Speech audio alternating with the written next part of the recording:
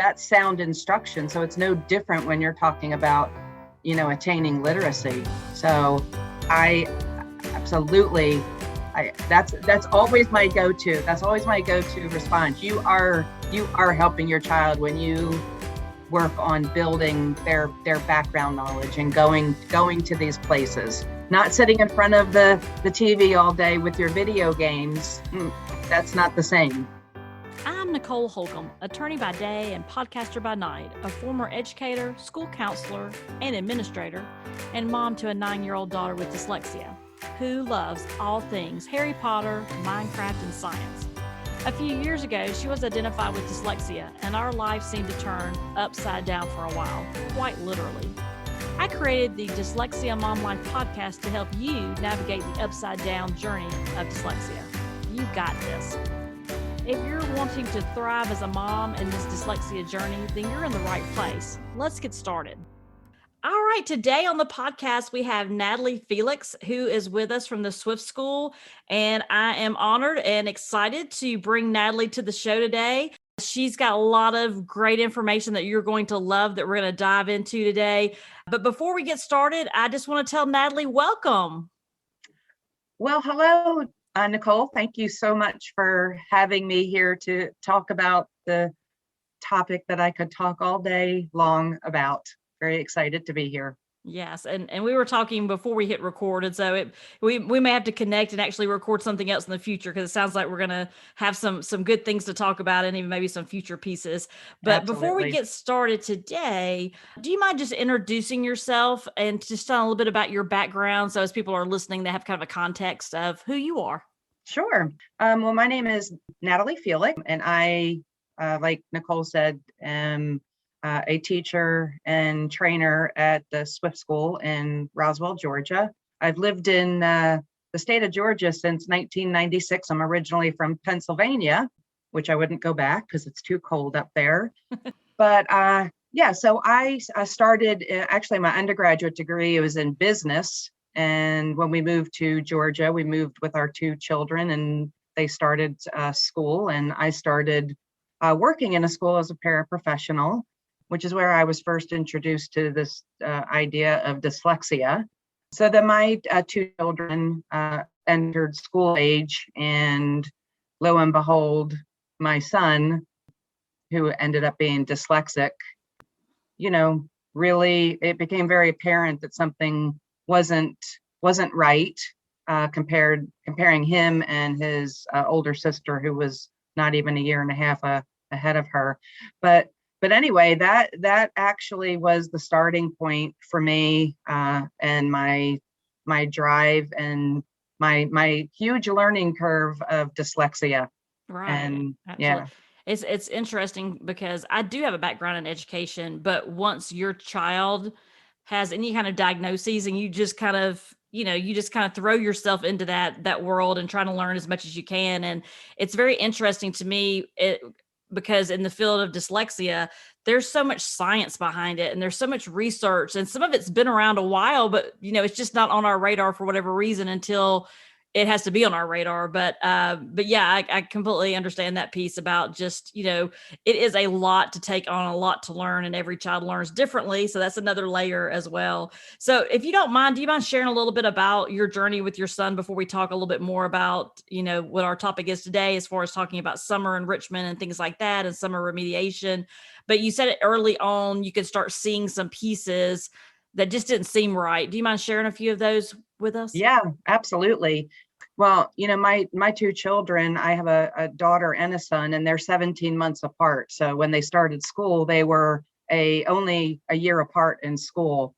And prior to them, or right when they started preschool, was when I started working as a paraprofessional in a small private school that happened to have a lot of students in it who had various learning issues, but weren't officially diagnosed, but the smaller learning environment was a good place for them to be. So that was where I first kind of began to see what that looked like in a classroom.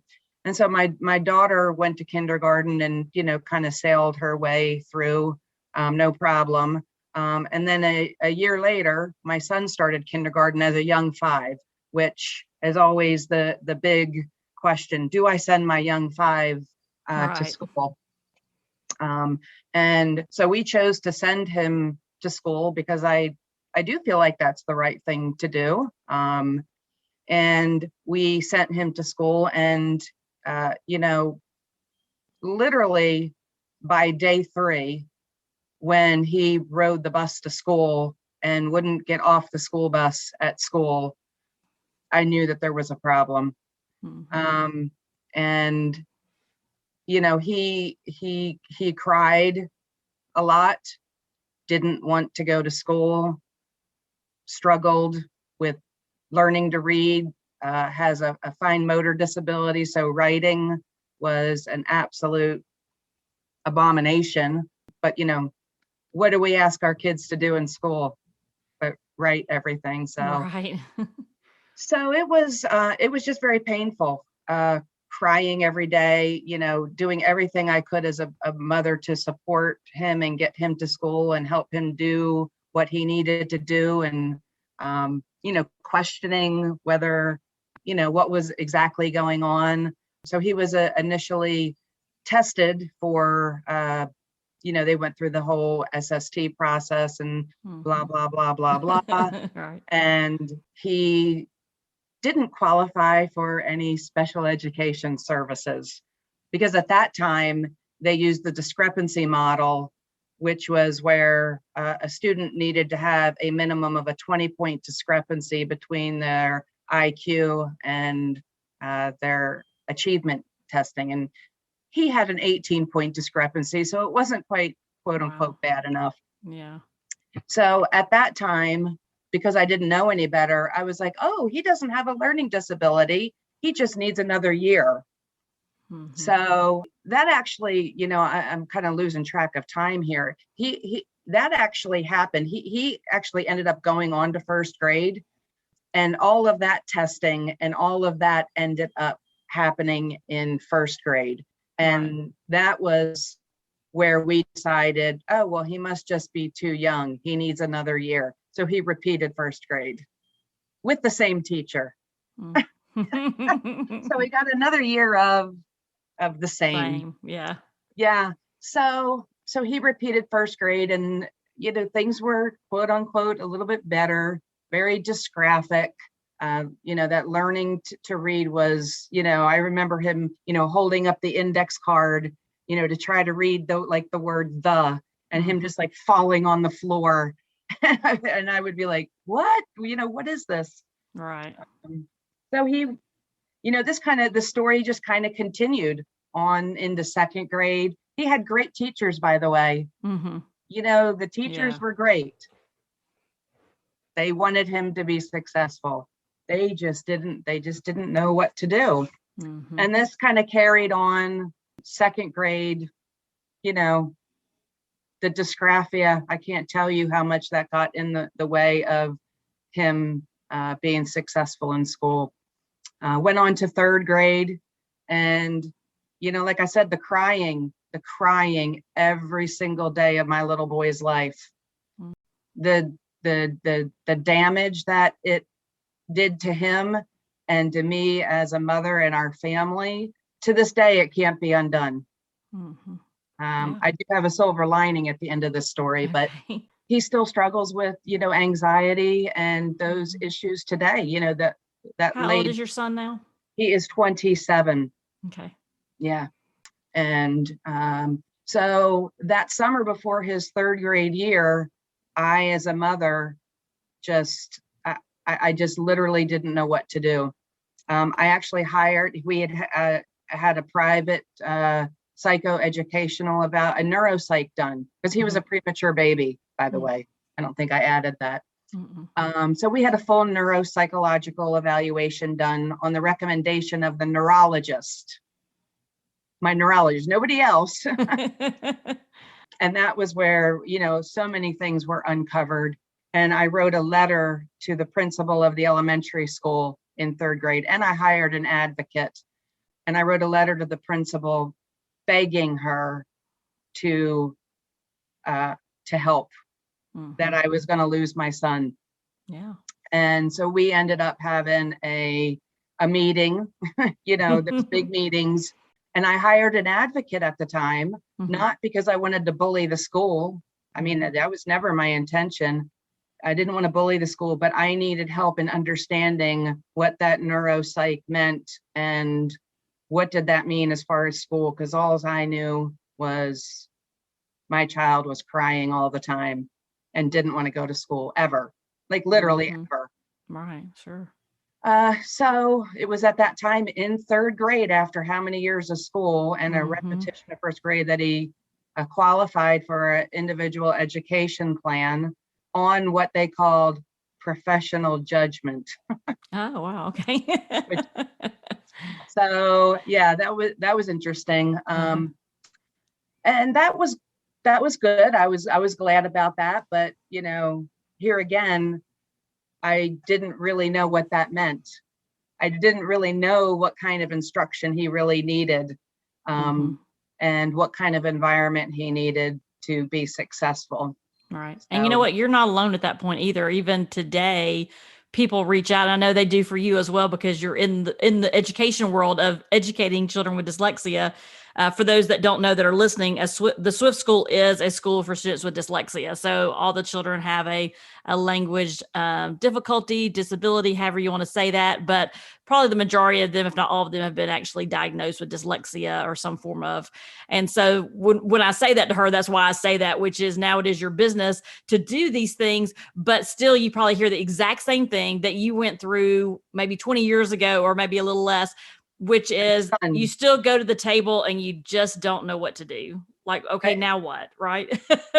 It's absolutely stunning to me that these same conversations are occurring of what happened with me and my son, all those years ago. I mean, they don't use the discrepancy model anymore, right. But it is definitely looked at. And, there's this paradox, as stated by Sally Shaywitz, this paradox of dyslexia in our public schools, where the student has to fail before there's any kind of intervention, right. Which is slowly changing here in the state of Georgia. Right. But and sometimes failing many grade levels. I mean, being many grade levels behind, not just that one, but many times it's, let's just sit and wait. And, usually it's one of us moms that go, yeah, that's not going to work. Yeah. We've been sitting and waiting since, probably for most of us, we later realized there are some signs even in pre-K or before pre-K that were like, oh yeah, that was probably dyslexia, but I had no idea, it was on our radar. Absolutely. Yeah. And so going into third and dyslexia was because of that small school that I worked at. Right. Exactly. So what about like going into fourth grade? I know you said that, he had an IEP at that point. At what point on your journey, I don't mean to rush you, but at what point of your journey, or do you on your journey get exposed? I mean, I guess obviously you do because you're a fellow, but at what point in your journey do you learn about Orton-Gillingham? Is it in your parenting journey, or is it later in your professional journey, or is it kind of an overlap? It's an overlap, because the small school that I worked at while my kids were in school, had, like I said, a number of kids who had, various, learning differences. And so there were some OTs that came on, occupational therapists and speech and language pathologists. And then there was this amazing person, her name's Anne Marie Lewis, and she's actually on the IDA board here in Georgia. And she was the Orton-Gillingham tutor at our little school, and she would come and see various students.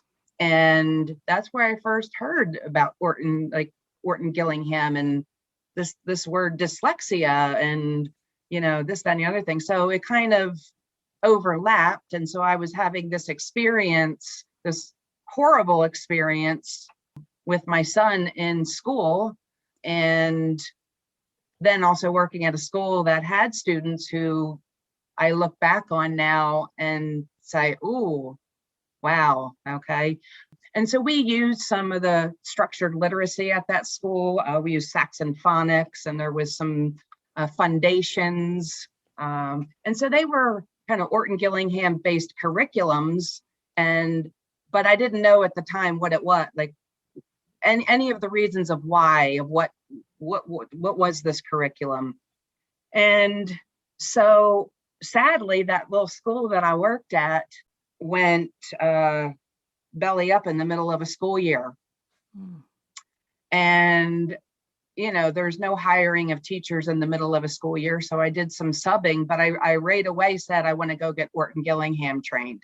Like I just knew it. Mm-hmm. And so that was back in maybe 2010. And I said to my husband, I said, okay, yeah, I want to spend all this money right now. I know I don't have a job, but I promise you it'll be worth it. Yeah. And so I seized that opportunity, and I did my Orton-Gillingham training, and as I'm doing this, just know that, whether it was fourth grade, fifth grade, then my son utterly imploded in middle school. Sixth, seventh, and eighth grade was an absolute, it was a disaster. He couldn't keep up with the pace. He didn't do his schoolwork. He didn't do his homework. He never did his work. Like when I tell you he never did his work, he literally never did his work or did anything unless I was in his shorts. And you mentioned earlier, I didn't mean to interrupt you, but you mentioned You're fine. earlier the dysgraphia. Do you feel like that played a big part in what you were seeing now? I don't know if you knew at the time. When you're in the middle of parenting, it's hard to kind of see what you're seeing, because we had this conversation this weekend. And so it's hard when you're in the middle of it, but now that you're a little bit distanced from it, can you see now did that play a part, you feel like, especially in that middle school ages when he just... Huge. Yeah. Absolutely huge. And no matter we say, I remember my husband and I in one of our IEP meetings said, well, can he have a laptop at school? And they said, no, it would have to be a Fulton County laptop. And I said, we'll buy it for you. We will buy it. And they just couldn't support that.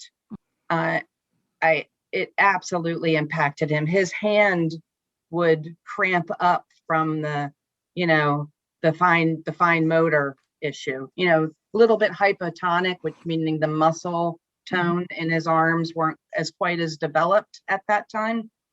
I literally remember him having an open book test in middle school. And it was an open book test where he was able to use a pamphlet. It was a science class that he could use a pamphlet that he had created in class to use for the test. Well, you couldn't read anything that he had written, so he failed the test, and the teacher wrote on it, open book test. And I was horrified because you couldn't even read his writing. And I can imagine for him that was very discouraging too. Absolutely. I'll share some really sad words. When he got through eighth grade, I had finally convinced, right, my husband that, we can't do this anymore. And we withdrew him from public school and moved him to a small private high school. And when Tommy's his name, described what school was like in the middle school, he said it was like being a Jewish person in a Nazi war camp. Wow. And I quote that a lot because I just can't imagine feeling that way. Right. Every day. Yeah. Every single day. Yeah. So he kind of started getting into trouble. He was a class clown, you name it, all of the things that and you hear, and it was devastating. And so he went on to high school and was at a small private school and was very hopeful that things would turn around, but it didn't. I honestly just think it was too late. Yeah. It was too late. Are you still there? Yeah. You froze frozen. up. Yeah, I see your video's frozen. Am I frozen? Yeah, you were frozen there for a minute. Okay. There we go. Okay. You're back. You're back. Yay, we're back. Um, yeah, so high school, he ended up connecting with somebody who wasn't, they just were not good for each other. And, again, he didn't do his work. He didn't Yeah. do, he just, that executive function was just not there. And that just we would have to pay a teacher to sit with him at school all day long to do his work.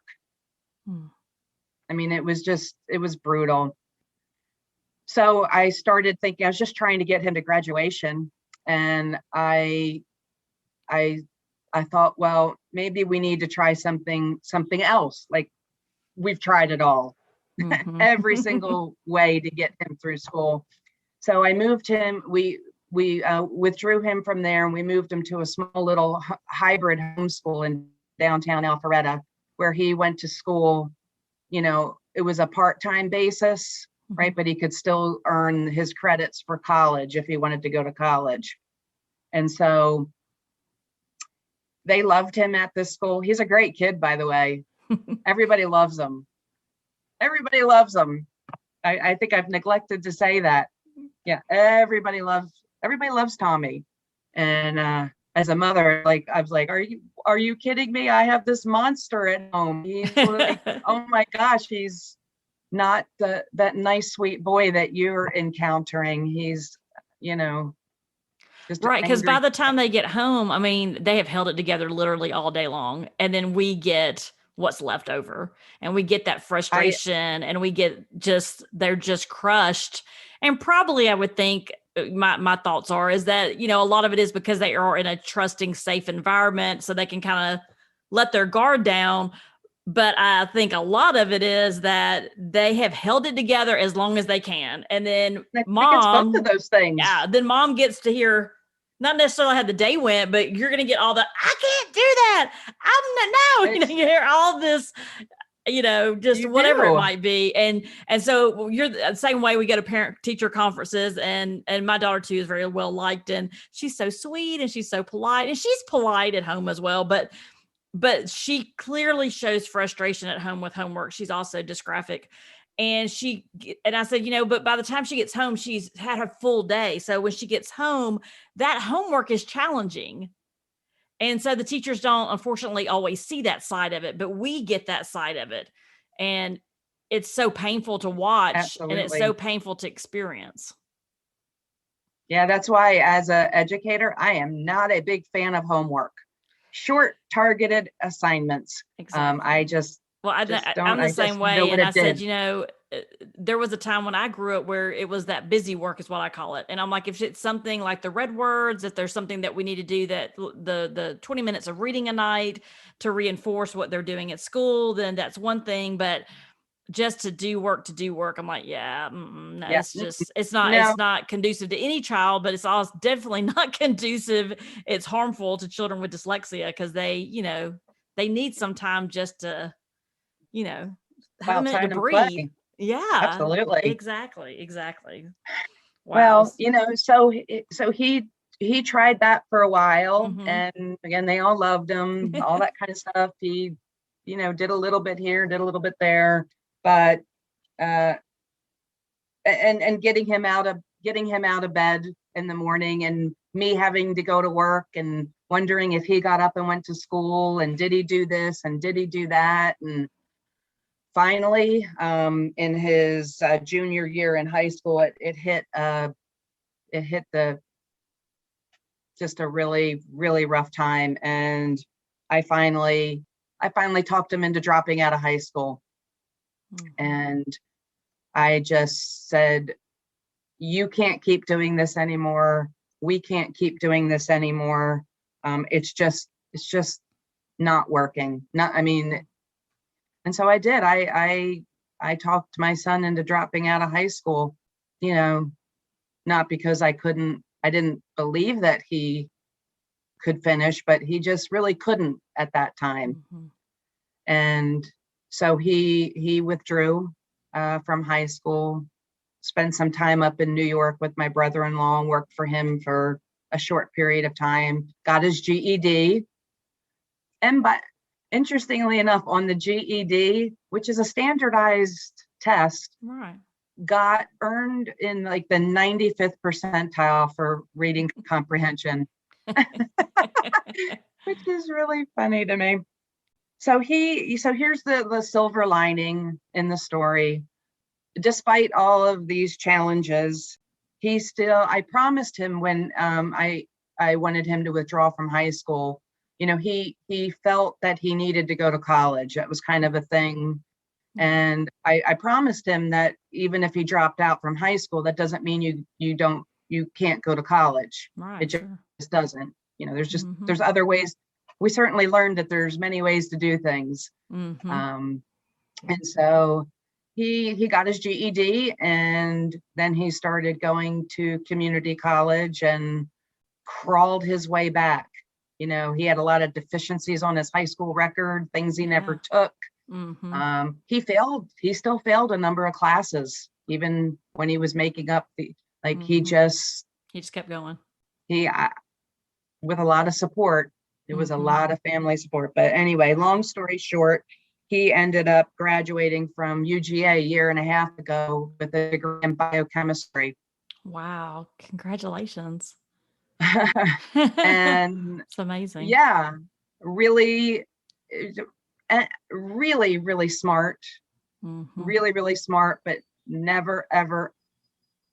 It took him 7 years to get through UGA, failed a number of classes. So that he's now running down at the vaccination site at Mercedes-Benz, running the floor down there at Mercedes-Benz. Wow, it's just kind of amazing. And you know what I think I hear throughout the whole journey, and thank you for sharing, is one thing that I know in my heart, which is it is such a journey. And these academic years are so challenging. And the academics, and I'm a former educator. I actually work for the U.S. Department of Ed. My husband's an educator. My sister-in-law is an educator. We have educators in our family, although dyslexia was not on our radar. Let me say that. But having said all that, it's still, to me, the way our system is set up academically, it is so difficult for kiddos with dyslexia. It is just, so I can hear that. And the journey is just not easy, but I love that you shared the end of your story, because no matter what it looks like, everybody's journey can look different. But if you have, something in your heart that weighs on you that you really want to do, he really wanted to accomplish getting a degree. It was, obviously had a passion in chemistry or learned to love biology or science, or that science is what lit him up. And so, and I love the part that you shared about the failures, because so often, we're just conditioned that we have to be successful, but we also know we learn so much more from our failures if we would just embrace those. And so I talk a lot about that in my community, that first of all, expect failures. It's going to happen with dyslexics. And second of all, find ways to learn from that and embrace that. And so kind of looking at it from a different lens. And I'm sure at the time it wasn't necessarily looking at it from that lens, but the fact that you said, he did take him 7 years, and you know what? That was okay. That was his path. That was his journey. And now does he enjoy what he's doing now? Does he enjoy his job or what profession that he's in? He's enjoying being able to make a difference. Yeah, absolutely. And, something in his field. And, a couple of things I would say, his perseverance with failure, I don't think failure's never going to stop him, because he failed at so many things that it just is not going to stop him. It's almost like part of the process. Like he's just taking that on as part of the process, and I'm going to learn and go from where some kids, I've even talked to some people that have adult children that are like, that, well, a friend of mine was saying, their child was in a class, I think it was like a biology class or something in college. And a lot of students, like the majority of the class failed the exam, right? Or some exam they'd had, but their dyslexic kid was like, like everybody was having a meltdown because they'd never failed a test ever. And they didn't know how to, they were like, I don't know what to do. And this dyslexic was like, okay, well, we'll just, regroup here. And, but I say that to say that perseverance is so important, because other kids around him who on paper may have looked more successful, right? They completely freaked out. And so I think about that when we translate that to work and just living, right? Because we all have things that go on in our life. Our lives are not perfect, even as we're raising families, right? And so to me, that's a bigger gift, although it doesn't feel like one when you're in the middle of it. But being able to get that outlook early on, and I think our kids with dyslexia, fortunately or unfortunately, whichever way you look at it, they learn early on, I'm going to take some hits. And they grow a thick skin, but they also have that capability to, like you said, to just persevere and kind of push through it, but not always at that moment. Like it might be later that they put those pieces together, but I think definitely later for him. Mm-hmm. And so I will say, I believe one of the critical pieces in him, ultimately achieving that goal that he really did have for himself, even though I always say he couldn't, wouldn't, didn't do the things that he needed to do I still, it's hard to figure out what it was. Mm-hmm. But the family support. Mm-hmm. Did he end up, now that he's an adult, when he was at UGA or when he was in that part of the program, he'd taken the GED, did, really well on that. And then he started looking into community colleges and then just kind of, where do I go from here? At that point, was he able to start kind of figuring out how he best studies? I mean, was he starting to able to kind of, I know along the way there was a lot of, I'm just not going to do, or maybe he just didn't do, but was there a point where he had to kind of figure out as an adult, how can I be successful? How do I best study? Is that some of the things that y'all worked on together, or is that things that he worked on with? Absolutely. Yeah. Absolutely. So, the funny thing is some people, it's this, I wish he had been able to listen and take my advice or our advice, but he just couldn't for whatever reason. And so a lot of what he learned was through the School of Hard Knocks, right? And then honestly, I would say it wasn't until him getting into college and taking some of those initial courses where he finally kind of started listening a little bit. And so he got, through the the Learning Disability Center or whatever they called it at UGA. He got to take tests in a separate room. He got double time. He got, there was a writing center where he would go. He would utilize things. So he was at that point taking advantage of the accommodations or the pieces that were available for him, where it sounds like, if I'm hearing you correctly, it sounds like early on, well, let me say later on, it had been such a delay that at the point he got to middle school, he just really kind of was in that give up kind of category, unfortunately, that he was kind of like, I just can't do this. Shut down. Yeah, he just kind of shut down by that point. And so, I think this is a good segue to the other conversation we're going to have today, which is now you're seeing that from the flip side, right? You're seeing that for children with dyslexia, it is essential that as early as we can find out and identify, the better off our kids are. Absolutely. 100%. He is the reason why I've ended up going down the route that I did. And once I started training, I didn't stop because our schools are filled with wonderful and amazing teachers. They want our kids to be successful. They want kids to be successful. They just don't have the tools. Yeah. Right. They just didn't know what or how to handle, or were stuck in a system that didn't support that. And so that kind of became my drive, that I want to get to the teachers, because I don't Right. want any other child or mother to feel this the the uh, the pain and despair that we experienced in our home. So let's talk a little bit about this. So I know you train teachers. What do you work with a particular grade level of students as well? This year, I have one small group of sixth graders, Okay. but the rest of my job Is is teacher train. working with the Swift school teachers, Okay. and the Orton-Gillingham instruction at our school, as well as teacher training. I have a couple trainings going on right now in the Swift Institute. We have a number of events. Okay, great. So if somebody, I know I get that question a lot too. A lot of times moms will say, there's all these programs out there. Some of them are, loosely connected with Orton-Gillingham. Some are, you can buy a workbook, which I have an Orton-Gillingham fellow that I worked with for a while in Henry County. And she's like, so there's not a book, like it's very individualized. But I say that to say, can you give us maybe, I know it's probably not a quick thing to do, but for a mom that's like, I just don't understand what Orton-Gillingham is, how would you describe that to a parent? Like, what is Orton-Gillingham?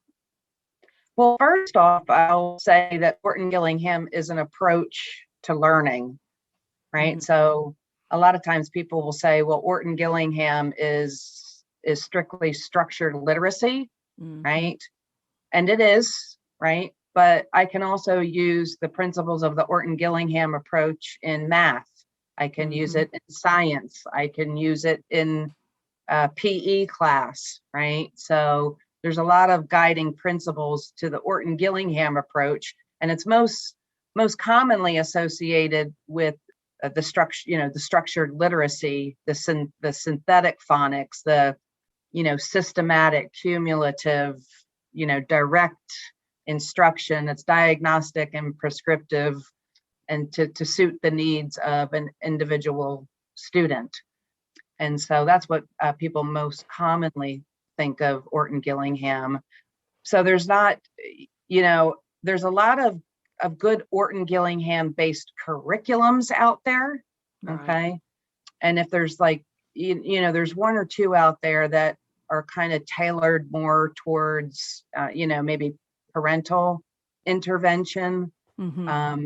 But one of the reasons that I went down the road of the Academy of Orton-Gillingham practitioners and educators is it's a direct descendant of, Samuel Orton and Anna Gillingham and those original principles. And I just feel like it's the gold standard in OG instruction. Right. Sure. So as you think about, it's hard to believe that we're recording this in April, and, a year ago we were all at home for the pandemic. Some people are still virtual learning. I've talked to people in Georgia and outside of Georgia that are still doing virtual learning. Right. I guess this last year has looked very different, even going into this school year. And I think last summer, maybe we were still kind of in shock of what in the world's going on, and are we ever getting out of this? And now we're a year removed, but we're still, getting vaccinated and doing all these things and kind of trying to figure everything out. So I say that to set this up, which is, going into the 2021 summer, it still looks so different than any other summer we've gone through. And I know for so many moms, we're exhausted, right? It's even those of us that have been blessed to be in a classroom, it's just been a lot of stress this year, worrying about our babies at school, worrying about our spouses who work at schools or just are out of the household. It's just so many pieces that every family is dealing with something different. So as I think of preparing moms for the summer, it just looks different. I would have given different advice 3 years ago than I'm going to give this summer. So I would love to hear, kind of what are some things that y'all are sharing with your families, or what are some things that you come to mind for you as you think about not only the uniqueness of 2021 and giving our kids some emotional space, right? But we also have to realize that our little dyslexics make a lot of progress in the summer, and it helps them not lose what they learned this year, because we know that repetition is so important. So what are some pieces you think about or that you share with families as you think about summer, especially this summer? Wow, that's a really good question because this summer is so different. But I first want to, I guess, acknowledge first off what families are probably experiencing, because I promise you, not a day goes by where I am so thankful that I'm so thankful that my kids are grown, because I don't know how I would have handled what I was dealing with, years ago. And Now it just probably would have withdrawal from school for a year. So I just absolutely acknowledge how incredibly hard it can be, because as a teacher, I see it on the other side. I see the struggle, with the kids sitting in, and parents in the back. It's just hard. It's so different. It is so different. It's interesting. I just met this morning with Ronnie Battaglio. I think you talked to her already, because we're doing an outreach event with the Swift Institute called Prevent the Summer Slide. And so we were actually talking about this very topic.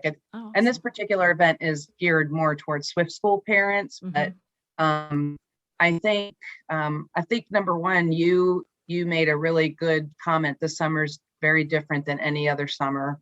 And certainly some of our kids are, quote unquote, probably a little behind where we might like them to be. I think first off, take a deep breath about that, because this is everybody's experience right now.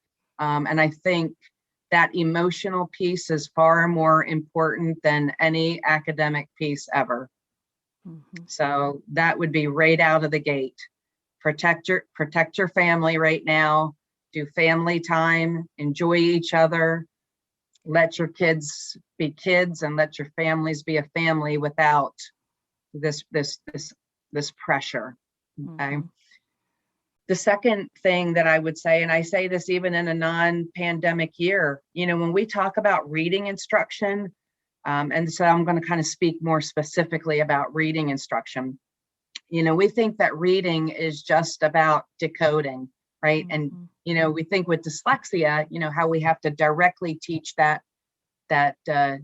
decoding and encoding. But the other piece to reading instruction is where kind of the rubber meets the road. So we want our kids to be able to read and write about things, right? We want them to be able to read, to comprehend what they're reading about.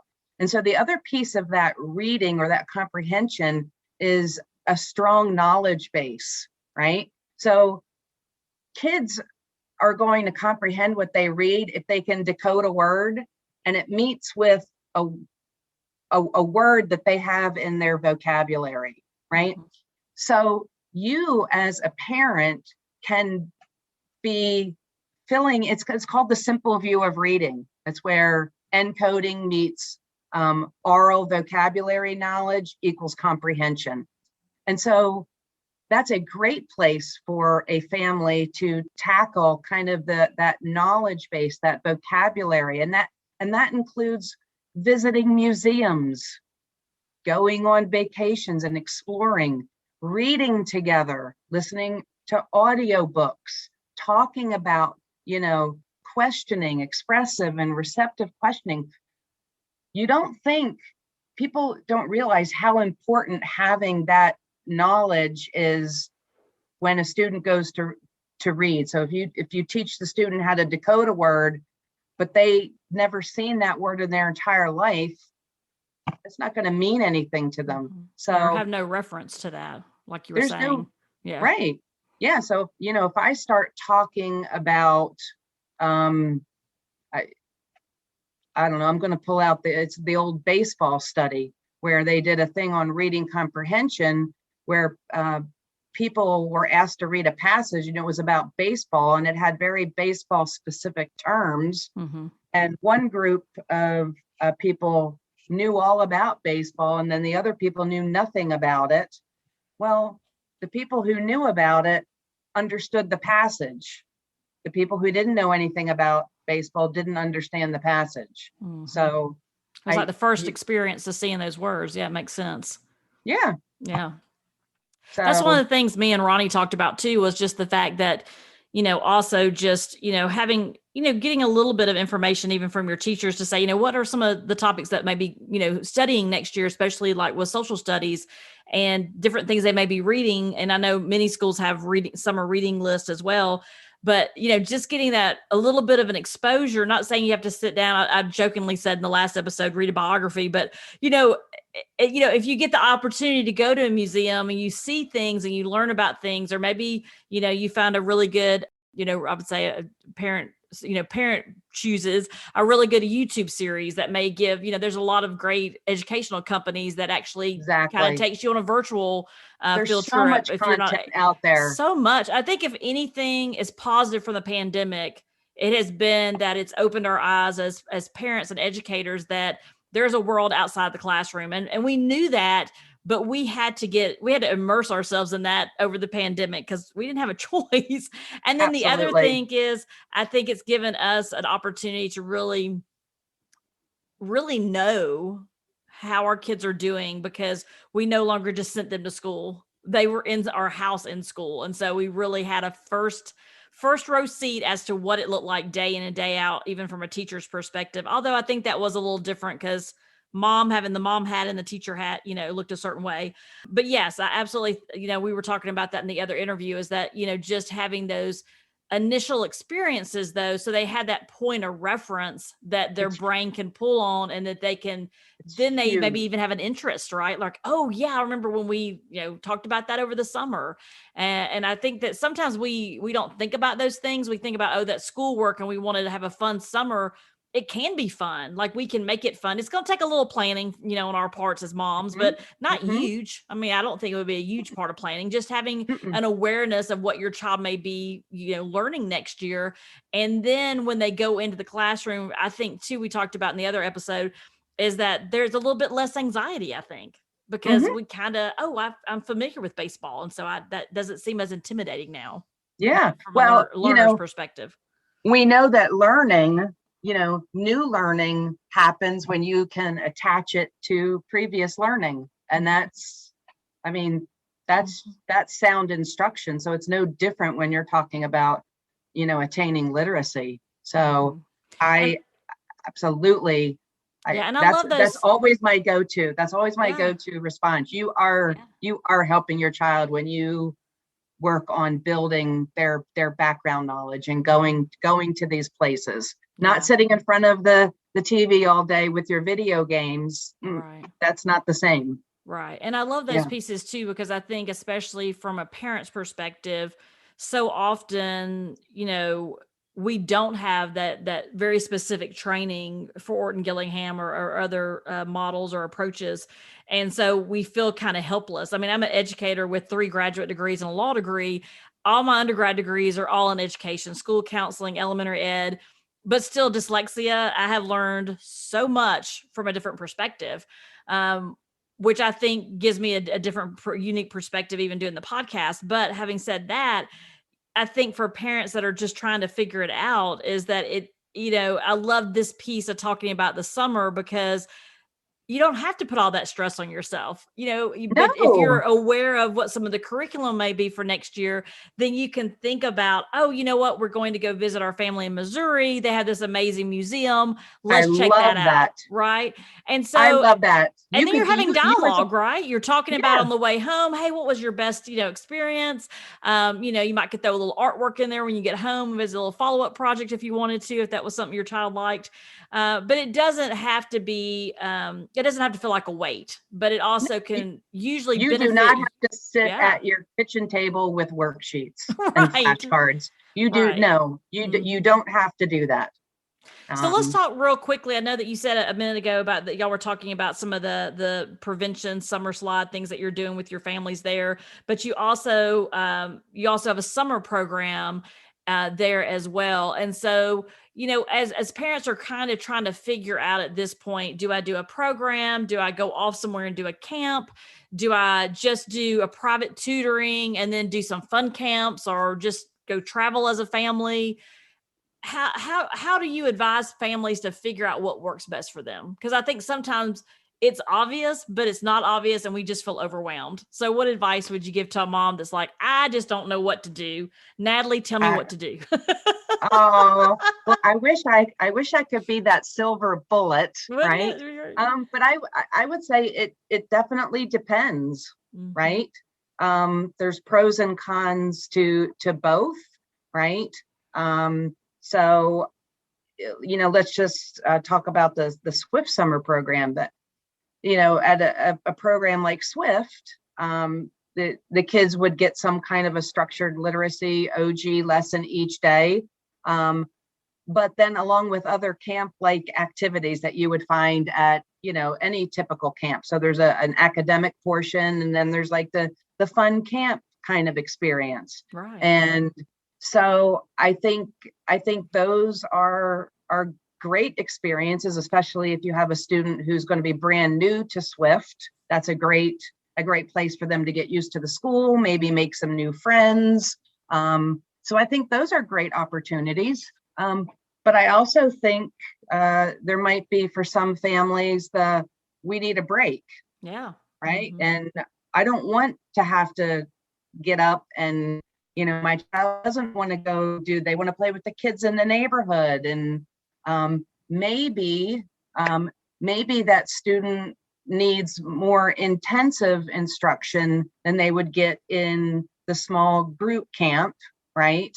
In which case I might say it's probably better to hire a tutor over the summer where they'll get more individualized instruction. And then you would be free to fill in your days with what you want.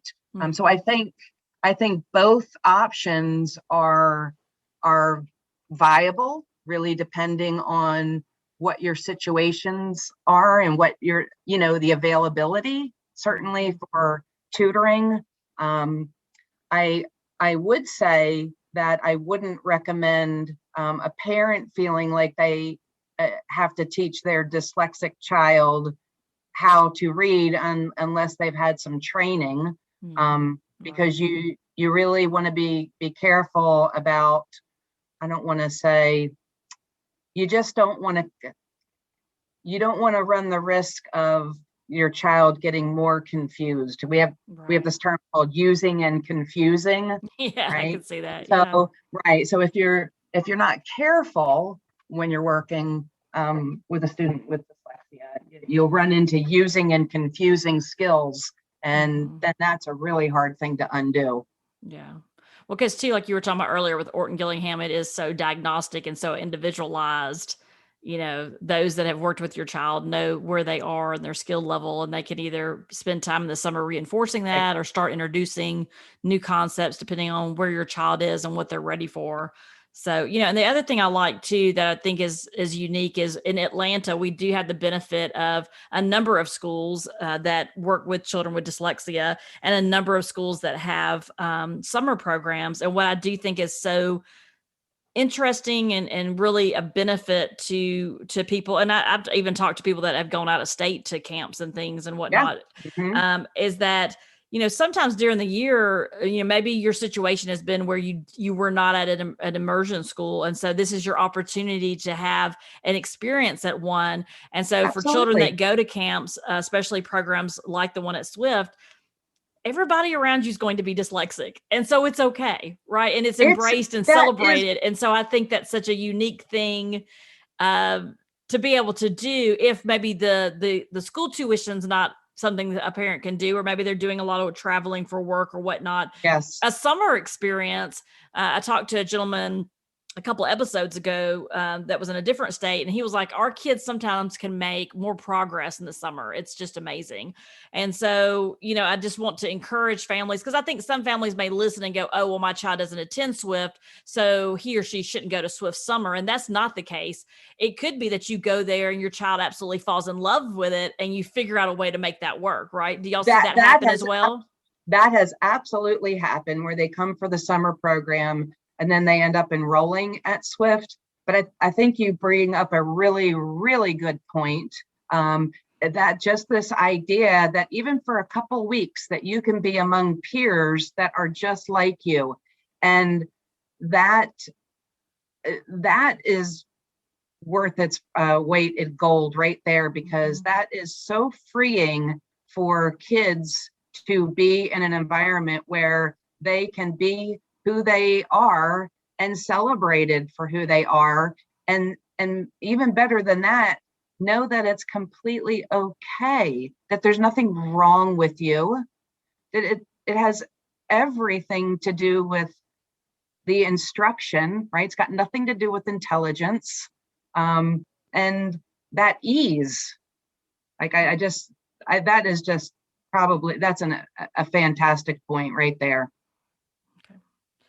So let's finish out. I know we've had a long episode, and thank you for hanging in and sharing so much of your journey. I know that moms are going to really appreciate that. And I will definitely put all the links to Swift and all the amazing summer programs that y'all have, and the links to the school as well. I just think it's very interesting. I love talking to you about your journey as well.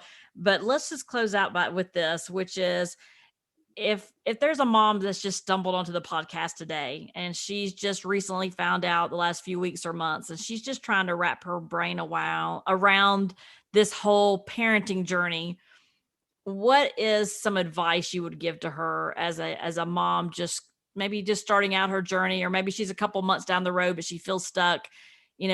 What are some words of encouragement you'd want to share with her? Probably the first thing I would say is it's okay. That I mean, I just said the words. Remember, it's got nothing to do with the intelligence of your child. There's nothing wrong with your child. It's just a different way that your child will learn to attain literacy, and possibly some different ways to find success in the world. But the other advice that I would absolutely give would be to connect with other moms. And the beauty of social media today is that moms can connect with each other, because there's so much knowledge out there. But that ability to have another mom say, I understand what you're going through. It's okay. If your child is having a complete meltdown because of whatever reason, it's okay. My child did that yesterday.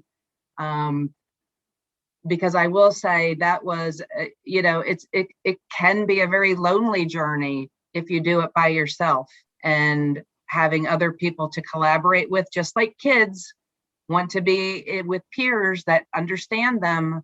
So do moms, and so do dads, and so do families. It's that is absolutely would be my number one recommendation. Thank you. That's very helpful. I appreciate that. Yeah. Yeah. Well, Natalie, thank you so much for being on the show and sharing your journey and talking about, we may come back at some time and talk more about being an OG fellow. I'm always very fascinated with fellows, and just thank you so much it's such dedication. I know we've looked into it and I'm like, wow, it's a lot of work. So congrats to you. I often joke it's like a PhD in OG. Right. It's a lot of work, I know. So I jokingly say I'll never seek another credential as long as I live. Well, we do appreciate your knowledge, Natalie, and I appreciate you being on the show and sharing some advice with moms. And then more importantly, being open to share your own journey. That just means so much to our community. So thank you so much for that. You're so welcome. I hope it gives a little kick in somebody's step. And if anybody wanted to reach out to me, I'm happy to chat with them as well. All right, great. Thank you so much for that. We appreciate that. All right. Well, thank you, Natalie. You take care and you have a fantastic day. Yes, you too. Thank you so much for listening today. I hope you enjoyed getting to know Natalie and learning more about her dyslexia journey. I don't know about you, but I had to have some Kleenex along the way of this journey.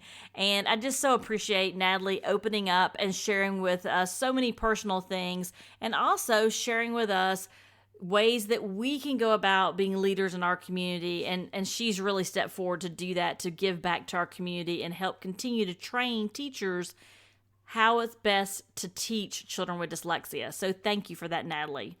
And also, if you're new to your own journey, or maybe you're in the throes of your dyslexia journey as a parent and you're still needing some additional help, please feel free to go to dyslexiamomlife.com/start here.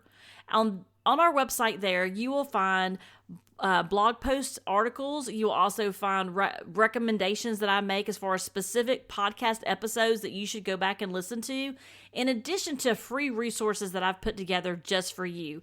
Because remember, you are not alone on this journey. Speaking of not being alone, in the month of May, I just can't wait. I can't wait to share with you these amazing interviews I've already recorded for the month of May, all for Mother's Day, and all to highlight the amazing work that moms are doing. I see you, and I know that this is not an easy journey, and I know all that you do behind the scenes that no one else sees, and we're going to talk about those with our guests in the month of May. You are not going to want to miss not one episode. So if you haven't hit subscribe yet, be sure to do that before you click off your podcast app today, because in the month of May, these interviews are going to not only be on Mondays, I'm going to be throwing those out throughout the month just to continue to have that inspiration for you for the month of May, and even more importantly, to highlight the work moms are doing, because we need to be celebrating our moms. And so I want to celebrate you and all the wonderful moms in our dyslexia community. I hope you have a fantastic week. I can't wait for next week for us to jump into the Mother's Day special series and listen to and provide to you all these amazing interviews. So be sure to subscribe, and I will see you back here next Monday. And don't forget, you got this. Have an amazing week.